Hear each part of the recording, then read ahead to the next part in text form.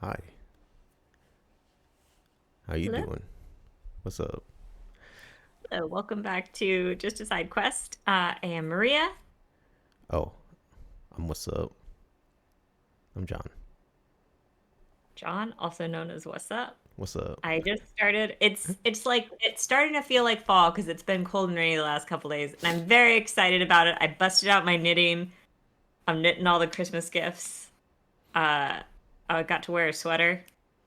Yeah, It's been Maria's a very exciting few days. multi-talented.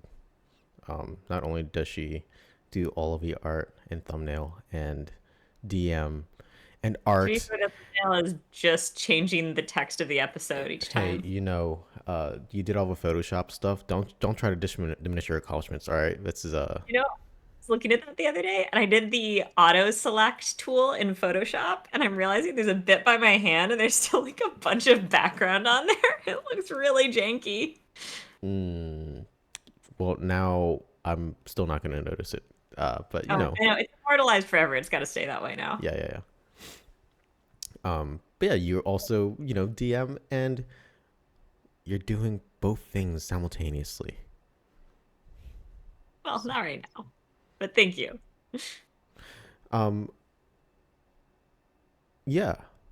Uh, I know that you had some topics that you wanted to talk about today, but I will let you introduce it as I sit as still as possible to not make my desk squeak Yes, I for the know sake it's of audio. bugging you. I'm struggling so much. I have ADHD and like usually like I'll bounce my foot or something and I can't do that and I'm going to have to Do you like think that made it start squeaking in the first place? there's a non-zero chance that that's what happened. Oh In no. fact, it's almost probable. I'll probably place a good bet on a good wager on that one. Oh gosh. Okay. Whoops. I do have a couple things that I wanted to bring up. I know you have a secret thing that you wanted to bring up that you wouldn't tell me about beforehand. Oh my Uh, god, I actually literally forgot about that. I was gonna tell you before we started. Now we're here. my God. All right. Well, I will be just as surprised as everyone watching when you bring it up. But I do want to touch on this because we ended last episode with it. So we were talking last episode about how when you're feeling uncomfortable playing a character, sometimes it makes more sense to just be yourself in a fantasy situation and try and act how you would in that situation as opposed to thinking of how would my character act, because that extra layer of things if you're new to role playing can just be a lot to deal with. And as long as you're Right. trying, if you're with a good table, like people are going to appreciate that.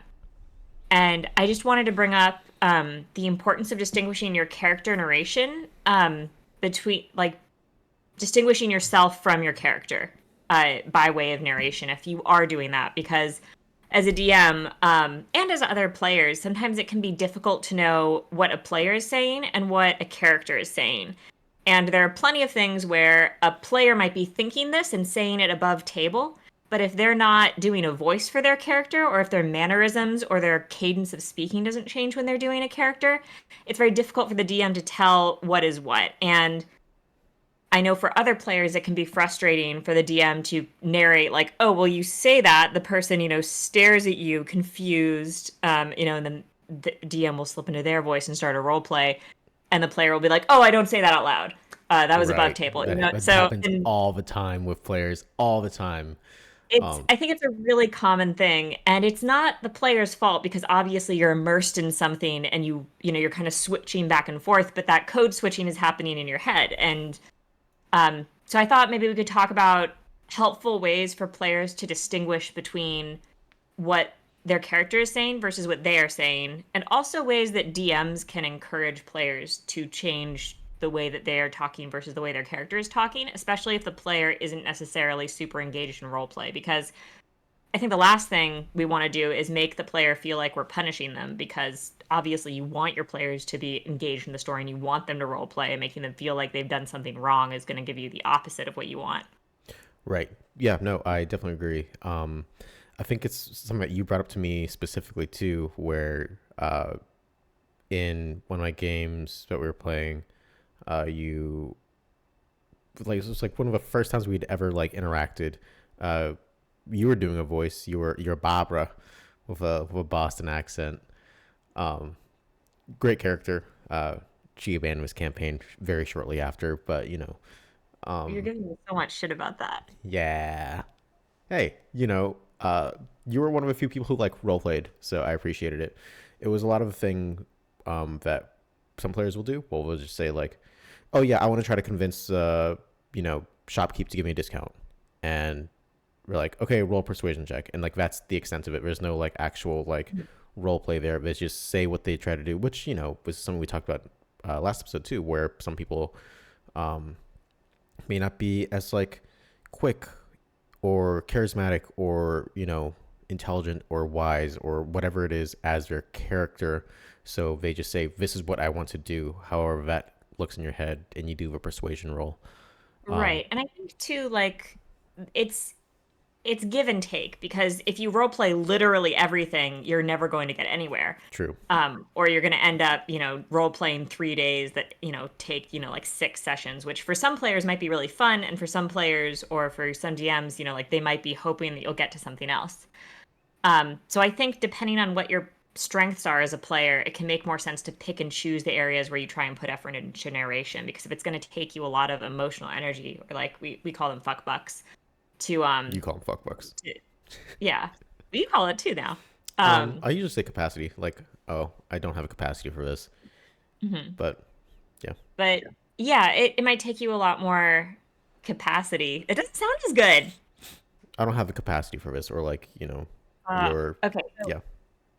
yeah, for example, maybe, like convincing a shopkeeper to give you a discount might take a lot more emotional energy than like describing how you lay a trap for some goblins or something like that. And I think as long as you choose what you are putting effort into, you can have a colorful, fleshed out character without feeling like you have to role play every single thing and Right. without feeling like you have to role play everything other players are role playing. So I think one thing is pick and choose like the areas that you want to role play in, especially if it's difficult for you. Yeah. My suggestion though is uh at least try in some areas to do less third person and more first person, and say like, oh, I want to do XYZ thing, to get you more into that mindset of like, I Mhm. am this character. Otherwise you're always perpetually like, oh no, uh Burdock is going to uh dig a hole and try to like survive this blizzard, whatever it would be. I don't know why I this is something hey, welcome to First Side Quest. This is something that I want to talk about a little bit too. Like, how do you come up with like names? So in my DM book, I have a list of all of the different languages that are roots of the different like fantasy languages. Hmm. And it changes depending on the world. But like for here, language roots, Undercommon is Latin, Primordial is Russian, Deep Speech is Italian, stuff like that, and they're tied to the different planes. So if you run into a planar creature, then you know like what language root they'll have. And then I look up like words in that language that mean something to do with the character, and then I mash them together. So, Okay. like for example, like the word for, like helpful and like ally or something like that. But usually it's a little bit more meaningful because the characters are more nuanced. I do that for locations and significant NPCs.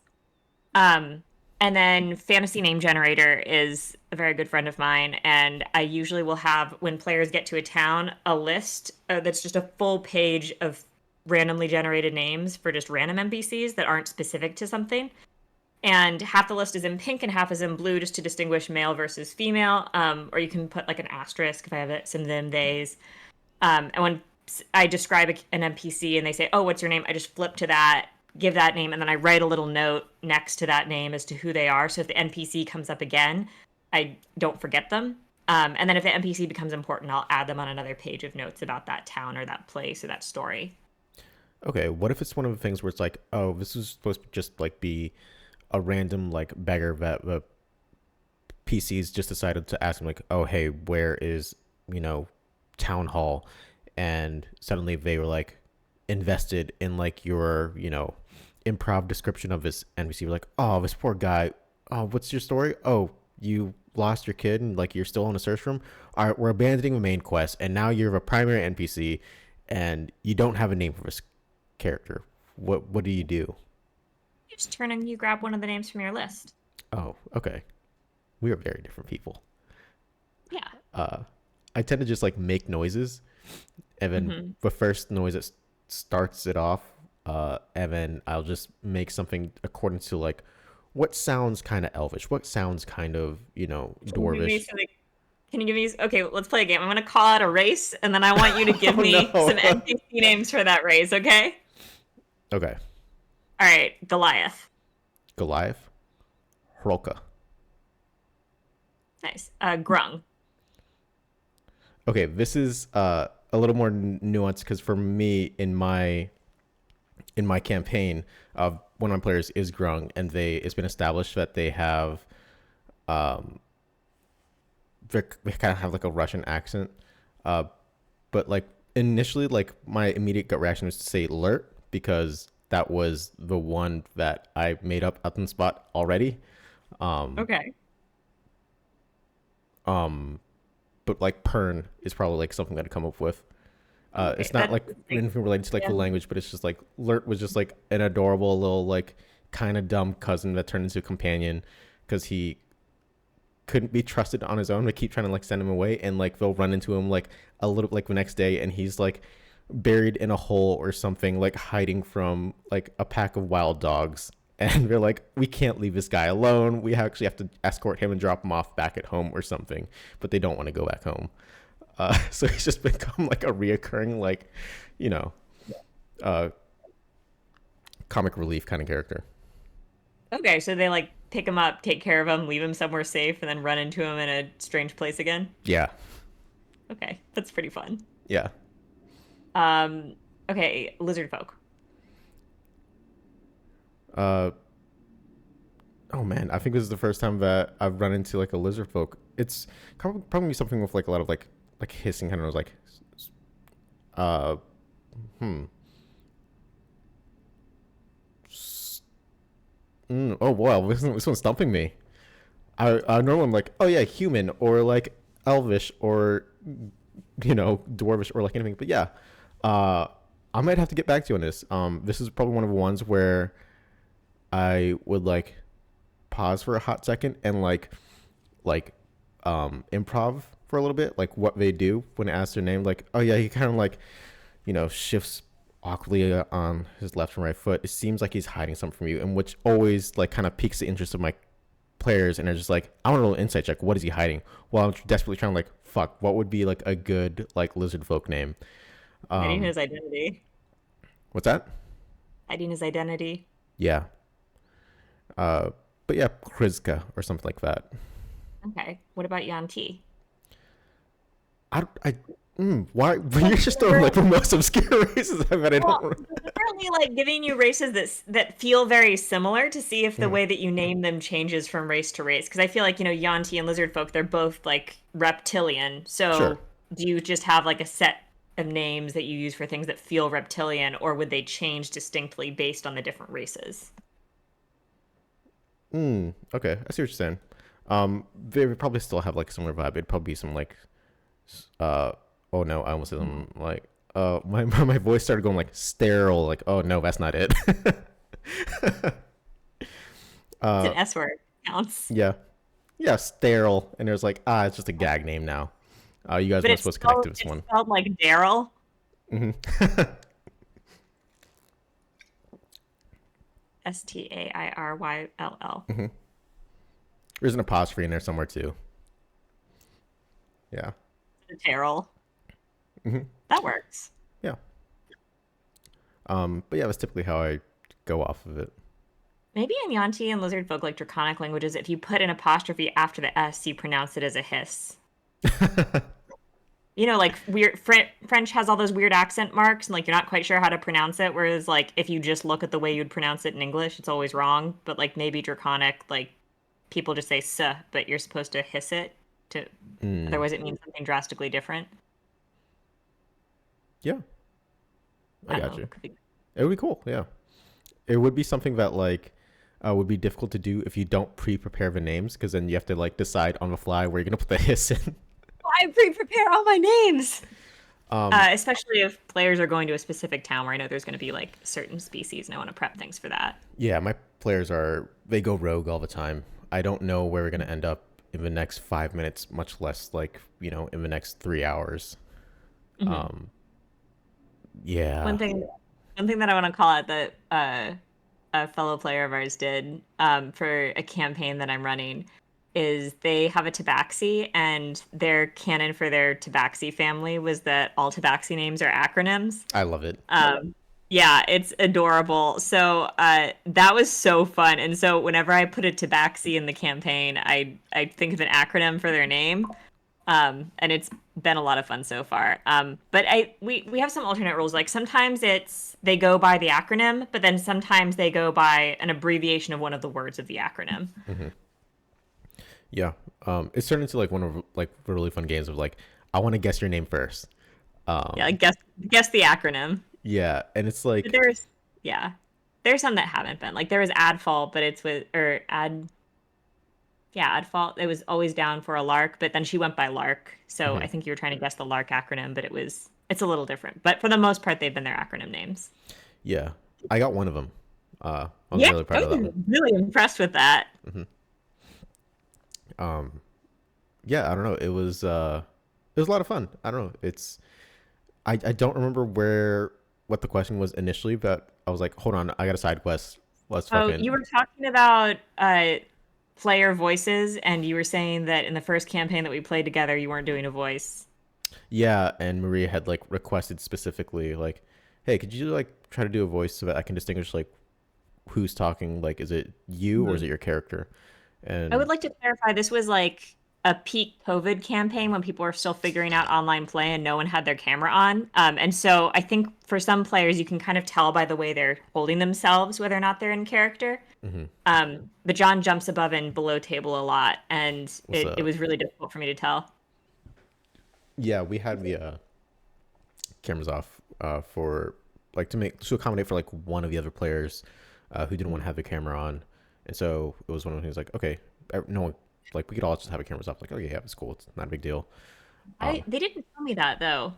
They didn't give me a reason because I kept asking about cameras and they kind of deflected, and I couldn't figure out why no one wanted to have their camera on. It was very um, weird. yeah, I know you told me why eventually, but yeah, I told you I don't why. know.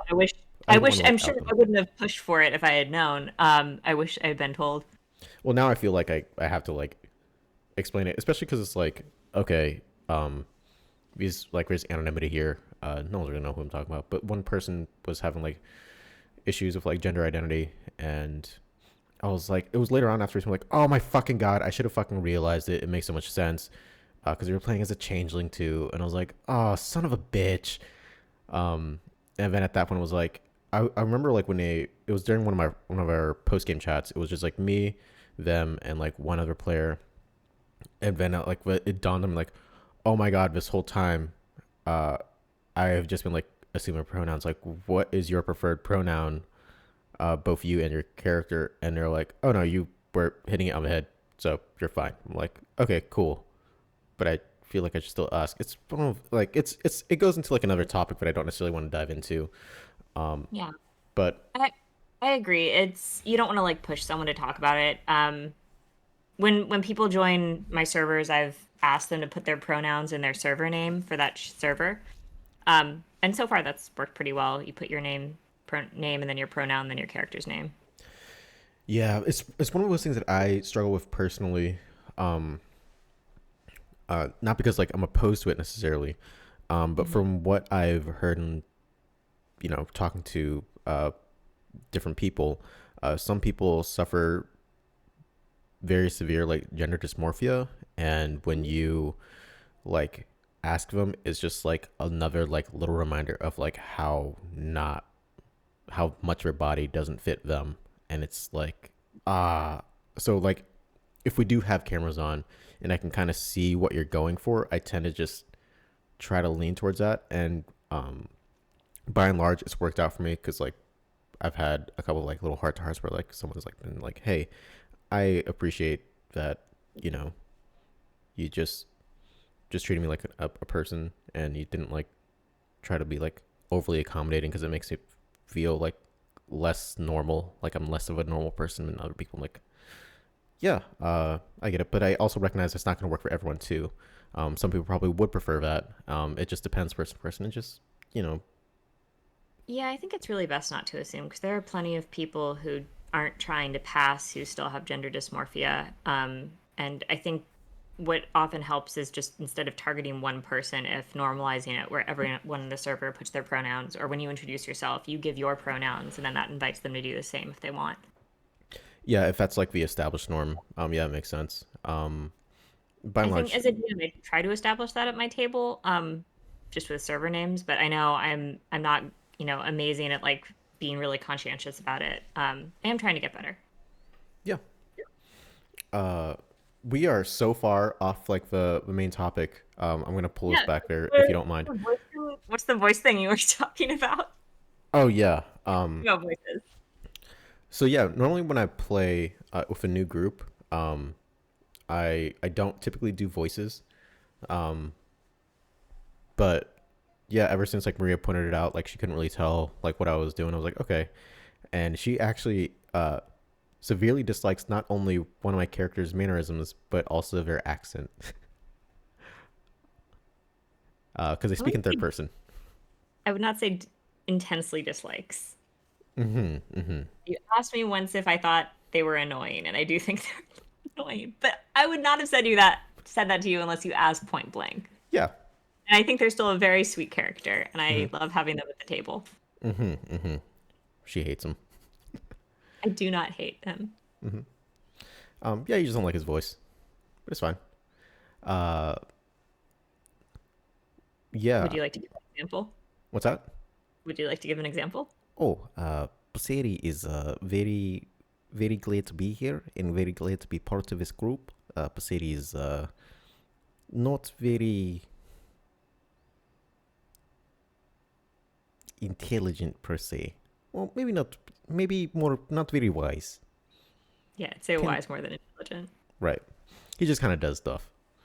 Hmm. Um, but he's just a dude that just wants to do good. He was a homeless guy found under a bed. Well, if anyone is listening who has a solid opinion either way, is the voice annoying? Is it not? Go ahead and leave a comment and let us know. It's okay. Paseri does not begrudge you.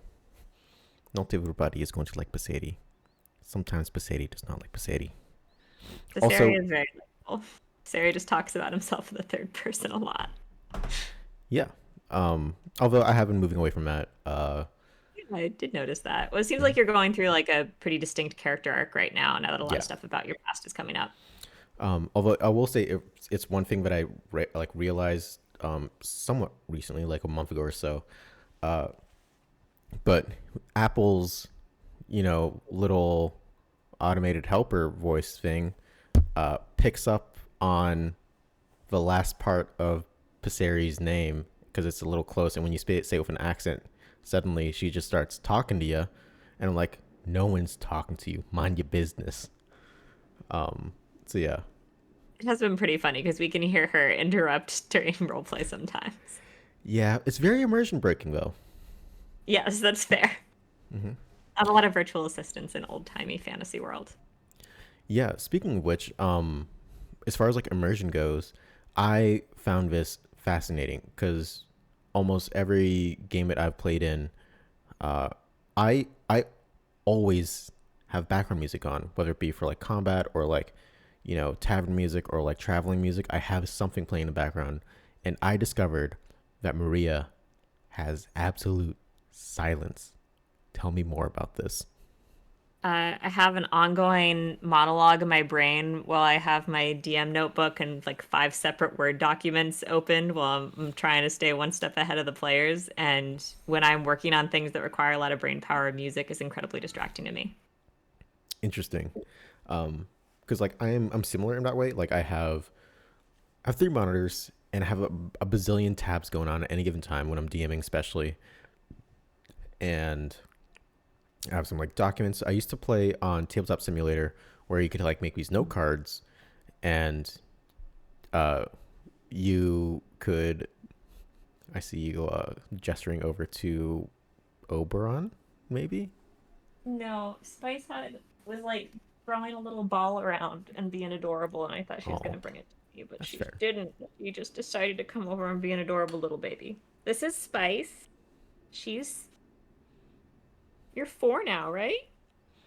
You're a little You far away 4? from the mic now. Okay, this is nice. I think she's 3. She's a sweet little baby. She's my foster fail, and she's usually very shy. And now she's made her debut. And now she's made her little screen debut. You're so cute. You're a sweet little baby. Mwah. But yeah, I I have a bunch of stuff going on too, but I actively like having background music for everything. Like if I'm doing work on my computer, excuse me, if I'm doing work on my computer, um, if I'm like writing something, if I'm reading, I have music on typically when I go to bed as well. I just like having music on, and I think it's very interesting that you cannot have anything like remotely auditorily like distracting at all. Well, I think it depends on what I'm doing because like D&D is a high brain power thing where like I'm using like that part of my brain. I guess if I'm using a part of my brain that involves words because if I'm writing or if I'm doing D&D stuff that involves role play and involves like reading stuff or if I'm reading like I can't really have music on, but if I'm drawing that's a very different part of my brain and I can have podcasts and audiobooks on. I often do.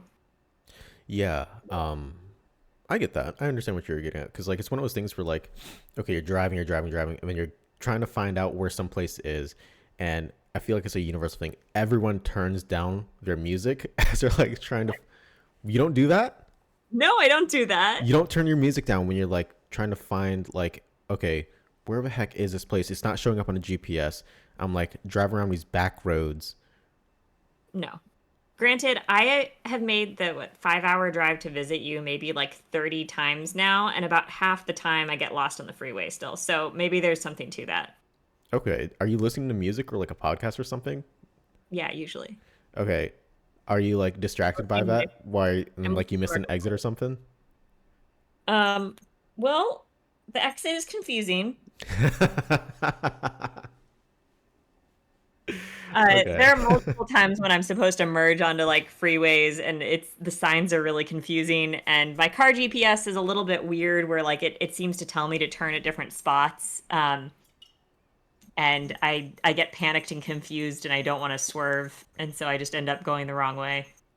Okay. I hate driving. You hate driving.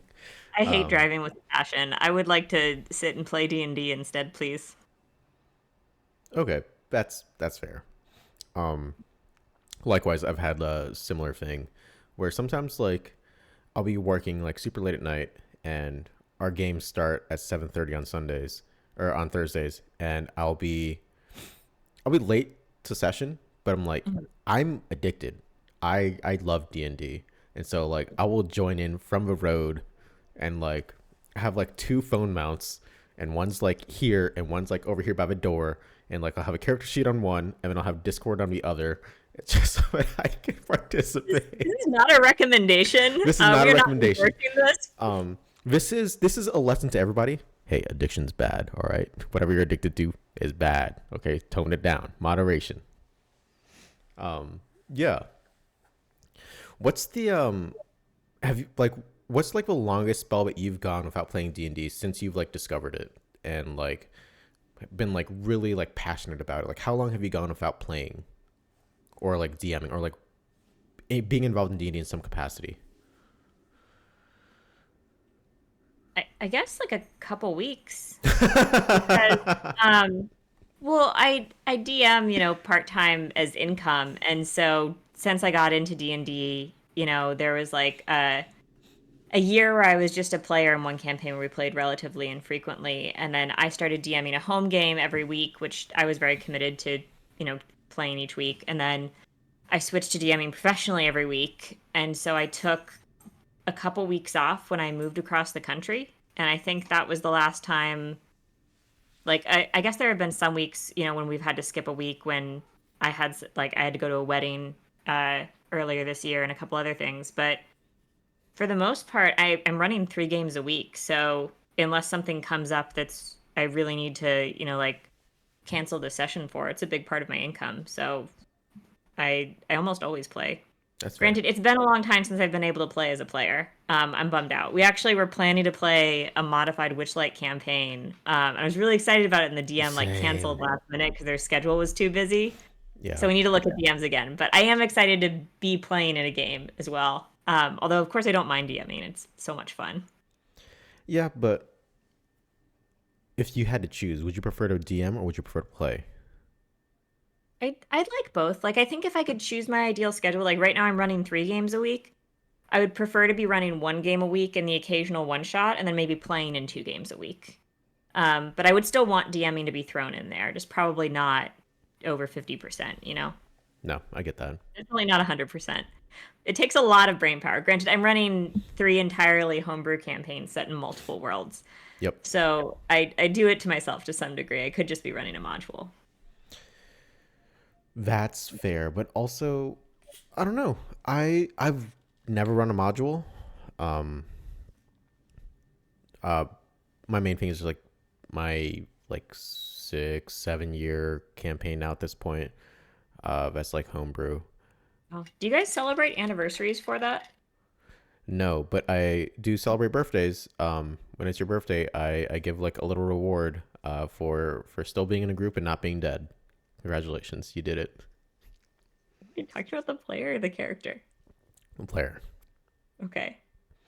But when a character dies, like they lose all of their story points and um.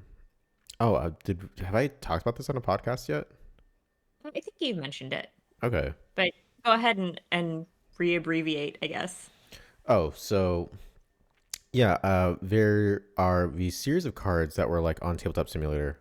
They were made for a different game, but a previous group that I was in, the DM found them, and I was all about them. Like I'm quite enamored with it because for me, I prefer to play, and as a DM, like part of the fun for me is like trying to like find ways to like make things like logically make sense, especially if like the there's no reason for it not to. But like this is the player's way of like throwing a curveball at me. So there are cards that rank from copper to platinum, and copper like affects minor things like in combat. It's like, oh, you know deal like an extra like d8 of damage or like whatever, or like you heal just like a tiny bit, like a hit die or whatever it is.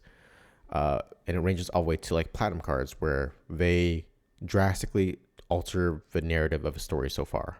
Like they are fuck you, you are whatever you had planned, forget about it, kind of things. And part of the fun for me is like finding a way to like make those platinum cards make sense, because my players have a way of throwing them in to screw me over in some way, shape, or form.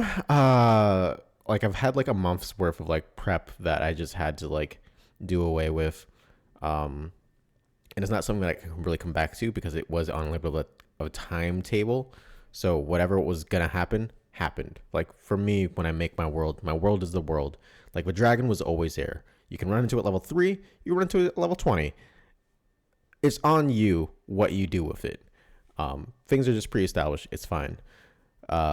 So, this arc that they were showing signs and, vocalize as much as they were going to like embark on this journey to deal with it, was going to happen, but now it's happens without their influence because they were.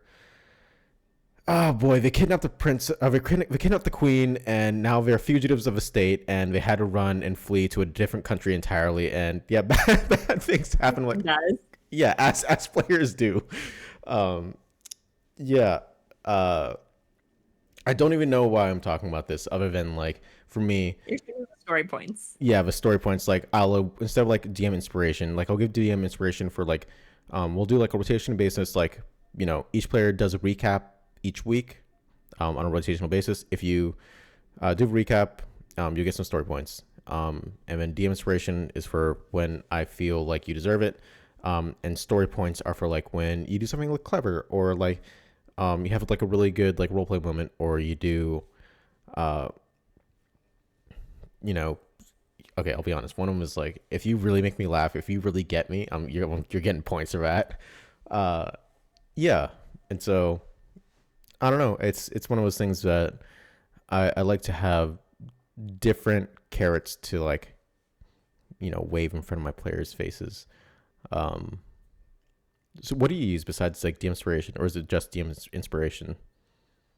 I mainly do DM inspiration. I do campfire stories, so I really enjoy midweek RP, like text RP, to get players to engage in that and to feel more grounded in their characters. On the Discord servers that I run each week, I'll ask a question. Like the most recent one was, "Have you ever had a notable encounter with a wild animal? If so, what was it?" And if you answer the question in character, I respond with a little star emoji, and it means you get inspiration to start the next session with. And inspiration doesn't stack. I don't do story points or anything like that. So it's up to the player if they want to participate, if they have inspiration or if they don't. But the idea is this is a question that was posed around the campfire that week or that day, and the players are interacting with each other and explaining this set of stories as they talk and are hanging out for the evening. So whatever you say in the campfire question channel is like canon, and the other players know it. um, there have been a few other instances where I've awarded DM inspiration for other things, but it's usually when a player has figured out something clever, and I don't necessarily want the other people to know that the player figured something out, so I PM them that they get inspiration. And I've also given inspiration via PM for players who come up with like a really smart strategy or something. I'm really hesitant as a DM to award players for doing things that are like really strategic or really clever, because I don't want other players who aren't as strategic or clever to feel like they're not doing something right. And with campfire stories, regardless of how good you are at role playing, you can participate. Hmm. For things that impress me, I don't want to make other players feel bad. So I prefer to PM inspiration unless it's something that feels a little bit more like an important. Well, no, not even then, because I think if there's an important role play moment or a culmination of a character arc, I don't like to break immersion. Honestly, I'll think of inspiration after the fact, but I don't think of it while it's happening. But Sure. I'm fortunate enough to have so many amazing players that are really good at role play that like good role play happens often enough that I don't need to give inspiration for it. It's just kind of how the table is run. I feel very fortunate to have some players like that. Okay. I'll have three things right now. Okay. One of them, yeah, I recall one time where like you found out after the fact that you gave someone inspiration for one of my ideas. I was like, aha. Yeah, apparently you had PM'd an idea to someone and they had spoken it out loud, and I was like, "Ooh, that's really smart," and I PM'd them inspiration. Mm. Um, Second one, um, an alternative rule, and I actually really like this, and I might actually steal it from you, is DM inspiration. You choose at some point each individual player whether it's a reroll or an additive D12, which I Hmm. really like. That's really good. Because sometimes, if you're really good at something, you don't want to re-roll it because you already have like a pretty good like static bonus. But Yeah, you just know the DC is high. You want to get a little better. yes, exactly. Like, hey, I'm gonna propose to the motherfucking queen. Uh, really, Did that really happen high in your DC. But yeah, no.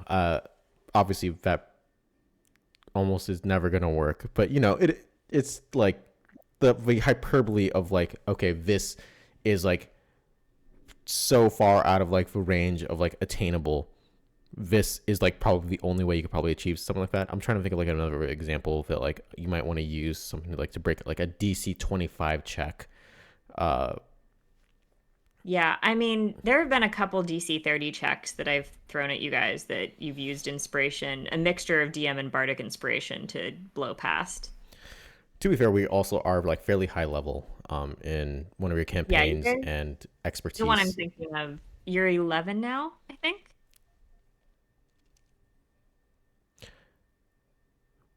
Most of the people are 11. Okay. Yeah. Um, One person underwent a magical transformation that turned their body into part dragon, and they gained some sorcerer levels ahead of the rest of the party. yeah. How do you feel about that in general? Like having uh players at different levels. Uh, I think the reason I did that is because mechanically it didn't break your character. In fact, it might have hindered it a little bit. And A I lot think of it, yeah. we talked about potential consequences of what your character was going to do beforehand, and I made sure you were okay with it because I didn't want to fuck with your build. I didn't want to mess with your build. I'm trying not to swear on this. I don't want to Oh, mess with your build. I've already sunk that ship. You're in I, good I'm hands. holding myself to a higher standard, sir. Um, well, I didn't want to mess with your build if you weren't okay with it, and I don't think I would ever want to mess with a player's build unless they'd given me permission beforehand. Um, but in that case, it wasn't going to optimize your character in a way that would make it really lopsided in combat, and thematically, story-wise, it made a ton of sense. mhm, Um, and I really wanted it to be an important moment. And I think there was a time in there, when you could have like pulled back your ranger levels and just replaced it with sorcerer. But I know you wanted to keep your ranger levels, so I love you just Ranger. ended up, yeah. I know you honestly like Feywander is amazing for charisma checks. If you want to be, yeah. Anyway, we don't need to talk about builds right now, Mhm. but I think I knew it wasn't going to optimize your character. It wasn't going to make them so crazy OP that like they felt like they were well above the rest of the party. I think if I told you to gain 2 levels and you'd picked whatever you wanted and you had wanted to optimize, that would have felt kind of unfair. Right. But given that in this campaign combat comes up very infrequently, we're getting ready to go into this character's main story arc that concerns their backstory. And you are not permanently 2 levels above everyone else. You are, I believe, waiting for everyone else to catch up. So it's going to be a Right. while till you gain levels. Mhm. And also, as a player, I know you're not the sort of person to power game and abuse that sort of thing, and you're not going to hold it over other people's heads. I think if I were to do that to a player, I would talk to them about it beforehand, make sure it was okay, and I would also be extremely cautious about who I gave that amount, like that power boost to, because you want the environment at your table to be as even keeled and friendly and at equal footing as possible. And I know that you wouldn't have counterbalanced that by giving you extra levels. Yeah, no. I think that's something I want to like dive into a little bit too. Just like how different players react and how invested they are in their characters, and how some people are like, I made this, I dug this grave, I will lay in it. And some people are more like, I want a little bit more plot armor, um, Mhm. and just like reconciling that. Yeah, I found too that with most of my players, they won't tell you if they want plot armor, but they will show you if their character is ever in Right. danger. And I have several characters who have told me they don't want plot armor, where I can absolutely tell, like, you absolutely want plot armor, and I'm happy to give it to them. I just am not going to highlight them in dangerous situations or give them opportunities to exploit that, because if they force me to kill them, I will. Yeah, I think it's one of those things where like the majority of people do want plot armor, but they don't want to say that they do. Is like the I'll issue take there. it. I want plot armor. I do not. I am very much that person's like, yeah, I jumped off a cliff. If I die, I die. I deserve this. Um, you know, by and large, for the most part, it's like most of my risks are like calculated.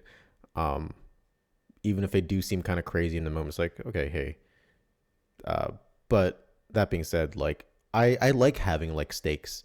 I like having that feeling of like my decisions really really fucking matter, and like if I really fuck up I should really see, look at that, I'm swearing, excuse me, if I really mess up, i I deserve to like face the consequences of it. It gives for me that feeling of like the world like being more real.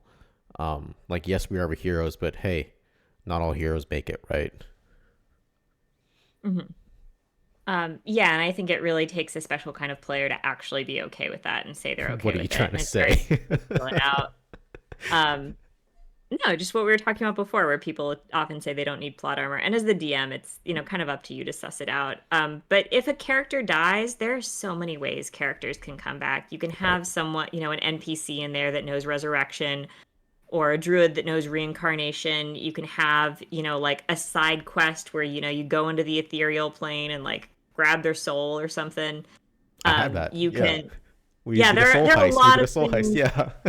There are a lot of things that you can do to stop a player from permadying if they permadie. Like, and I think explaining that to players and, like letting them know, there's always a way for, your story to continue if you really want it to, as long as you're not, I think as long as you're not abusing the DM, like asking for plot armor and then doing stuff that is absolutely, Crazy. Yeah. crazy. Because I think there definitely is a way to abuse a DM who's being cautious and take advantage of them. Right. And it certainly depends on like the DM that you have too. Like some DMs are like super old school and they do run it as very much like DM versus party. Hmm. Both of us, I think, are more along the lines of like, hey, this is cooperative storytelling. And like, Yeah. you know, I'm always cheering for the party. I will absolutely kill you, but I'm not going to like it as I'm doing so. Oh God. Um, Yeah, I feel so bad critting on my players. yeah, no, I get that. But sometimes, like, if you make yourself like susceptible to being paralyzed or something, like, hey, I think for the most part, like, you've been really, really good about giving advanced, like, dropping like breadcrumbs, like, hey, if you follow these breadcrumbs, you will learn what you're going up against. And this particular creature will like paralyze you, or like this particular creature has like a wisdom save or suck, and if you suck, you're dead. Kind of like uh Mm. kind of thing to it. And it's like, gut. Yeah, I think I tend to kind of put that as a more of a reward behind checks that players make. But if I really think they're walking into something, I will ask them to make checks. Granted, if they roll really, really low, I maybe I'll give them an "Are you sure?" But I Yeah, don't know if I necessarily like lay out information above table. I try to keep it more immersive. yeah, that's what I Um, mean. how do you recommend DMs warn players? And I know you don't like to warn players too much, but for the DMs who do, um I will give him, like, I think we talked about this last episode actually, where I was like, you said hey, per character you give them one. Are you sure? I give him like a, okay, let me get this straight. So you want, I'll tell them back to like what I'm like interpreting, like what their plan is. And Yes. usually they're like, when you put it like that, yeah, it sounds like a really dumb idea. I'm like, yeah. You sure you want to do it? And um, depending on the player, sometimes they're like, yeah, fuck it, send it. And others like, you know what? Yeah, probably not. Yeah, we should back to the drawing board for this one. Hmm. Um, so yeah, I think it very much depends. Uh, like I said, for my world, what's there, like a world's already been built. What's there is there, and I think by and large my players know this, and they will either hear rumors or like they can like look into stuff or like do some research before heading into something. It's like, oh yeah, they're like, uh, we're in the dunes and like there is like huge swaths of land that's just been glassed over, um, and they can kind of like infer, okay, there is something probably breathing fire out here. Maybe we should like, Oh, look I guess into I was thinking blue dragon because my thought is like when lightning strikes sand, but fire makes sense too. What was it? fire. Okay. Red dragon, but it is what it is. But yeah, even so, like that's something we could look into too. Like, oh, it could be a blue dragon too. It's like, okay, we figure out was like, oh, it's like kind of spotty as opposed to like huge, like singular sheets of glass, like that kind of thing. But also, I really hope my players don't listen to this because they haven't actually run into it yet. So they haven't quite gotten to that point. But Have surprise, you guys, told you them that guys you're have. doing a podcast? Yeah, yeah, yeah, yeah. They do not know. I would never tell them. If they find it, good for you. Okay, Um, so it's on the super secret part of YouTube. yeah, yeah, yeah. The part that basically doesn't exist. Like we're lost in a sea of other podcasts. Good to know. Um, but I'm still enjoying this all the same. Yeah, same. How do you go about warnings? Like, do you get like how many warnings do you give like one player? What if it's like the same like kind of infraction? It's like they they don't do they don't do the thing the first time, but then like we run into like a very similar like scenario, like the following session, it was like, oh, here's like more temptation to rob a shopkeeper or some whatever it is. And they have like the same, like a similar like kind of plan, but they're in a different city now. So like, oh, maybe I can get away with it. Do you give them like the same kind of warning, or like it's like, hey, I gave you a warning last week about this? I think it depends on the player. If it's a player that I know kind of needs some plot armor and they really want their character to succeed, I probably will. Because you're trying to create an experience that's going to be fun for everyone, and it might be kind of like, I told you so. And a little satisfying, to give them what they're asking for if they're being kind of uh not super smart about the way they approach things, but I think at the same time, you're trying to create a fun collaborative experience. And if it's only fun for the DM, it's not a great game, even if, you're running a game that's a little more handholdy. It depends on your group. Yeah, no, I don't disagree. Personally, I would have like some huge reservations of like, oh, the DM is only having fun when other people are suffering. Like, yeah, like I am competitive, but I'm not like, not Yeah, for you the time shouldn't be. investment. Yeah. Yeah, your DMing shouldn't be a gotcha for players who didn't pay attention to the lore or the storytelling, because some players just don't, but they can still have fun and be, like invested in collaborative roleplay moments, even if they don't pay a ton of attention. And hopefully you'll have plenty of players that do pay attention, and this isn't necessarily going to be a problem. But every table is different, and I think fostering a positive storytelling experience is a lot more important. Yeah. Okay. There's one thing I want to ask you about, Oh, because you do a oh, is fair this amount of the it. thing? Is this the thing that you were gonna like talk about that you didn't tell me beforehand? Oh no, I forgot about it already, to be honest. Oh my God. Okay, well, we'll save it for next time. Oh no, I can just ask it right now because it's gonna be real quick. Oh, Um, okay. hey, so how do you feel about like an in-person podcast? Yeah, that'd be fun. Yeah, how would you want to do like the setup? Like, would we like share a mic? Would we like, I think like those bobbing head birds that dip their heads in water, like the toy ones that people put on their desk. We're just yeah? gonna have to like take turns leaning into the mic and then leaning out and just doing that back and forth. Okay, but I only will agree to this if we can only speak for as long as a real like bobbing head bird is down there for. So if it's like it's down here for like Yeah. 3 seconds, we can only say 3 seconds worth of stuff. I think it's gonna be like one of those theater games where one person says one word and the other person says one word, and you just keep going back and forth until you make a sentence. Okay, you want to practice real fast? Oh yeah, definitely. Okay.